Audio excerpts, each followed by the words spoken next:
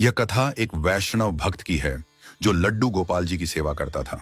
वह अत्यंत निर्धन था। उसकी स्थिति ऐसी थी कि एक समय का भोजन बड़ी मुश्किल से बनता था और उसी से दिन भर का गुजारा होता था। एक दिन उसका मित्र जो धनवान था उससे मिलने आया। उसने हालचाल पूछते हुए कहा, तुम्हारे दिन सुधरे कि नहीं? भक्त ने उत्तर दिया, भाई जैसे तैसे गुजारा हो रहा है। एक समय का भोजन बनता है, वही पूरा दिन चलता है। मित्र ने पूछा, तुम्हारी पूजा किसकी होती है? भक्त ने कहा, मैं लड्डू गोपाल जी की सेवा करता हूं। मित्र हंसते हुए बोला, इनकी पूजा करते हो? ये तो वही गोपाल हैं जो बचपन में पूतना के विष का सामना नहीं कर सके। उन्हें अपनी रक्षा के लिए भगवान शंकर जी से मदद मांगनी पड़ी थी। जो खुद की रक्षा नहीं कर सकते वे तुम्हारी क्या करेंगे? शंकर जी की पूजा करो, वे बड़े देवता हैं। भक्त को यह बात समझ नहीं आई, लेकिन मित्र की बातों के प्रभाव में आकर उसने शंकर जी की पूजा शुरू कर दी। उसने लड्डू गोपाल जी को एक कोने में रख दिया और उनकी सेवा करना बंद कर दिया। अगले दिन उसने पूरी श्रद्धा से शंकर जी की पूजा शुरू की। रुद्राभिषेक किया, त्रिपुंड लगाया और ओम नमः शिवाय का जाप किया।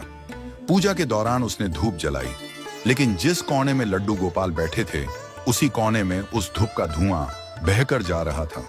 भक्त ने सोचा, ये कैसे हो रहा है? भक्त ने हाथ में एक कपड़ा लिया और उस कपड़े को हवा में हिलाकर धूप के धुआं को उधर जाने से रोका, लेकिन फिर भी उस धुएं ने अपना रास्ता नहीं बदला और वह गोपाल जी के पास उड़कर ही जाता रहा। जब भक्त ने यह सब देखा तो उसे गुस्सा आ गया।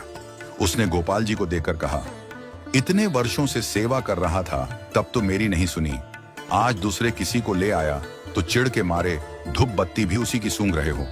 और ठाकुर जी से बोला, तुम्हें अब यहां बैठने नहीं दूंगा, तुम्हें अलमारी में बंद कर दूंगा। उसने जैसे ही गोपाल जी को उठाया तभी ठाकुर जी प्रकट हो गए। ठाकुर जी के दर्शन पाकर भक्त उनके चरणों में गिर पड़ा। उसने रोते हुए कहा, महाराज इतने वर्षों से आपकी सेवा कर रहा था, लेकिन आपने कभी दर्शन नहीं दिए।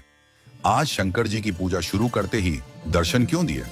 ठाकुर जी मुस्कुराते हुए बोले, कल तक तुम्हें लगता था कि मैं एक साधारण मूर्ति हूं। तुम्हारे हृदय में यह भाव ही नहीं था कि मैं चेतन हूं। लेकिन आज जब धूप का धुआं मेरी ओर गया और तुम्हारे मन में यह विचार आया कि मैं इसे सूंघ रहा हूं, तुम्हारे भीतर मेरे प्रति चेतनता का भाव जागा।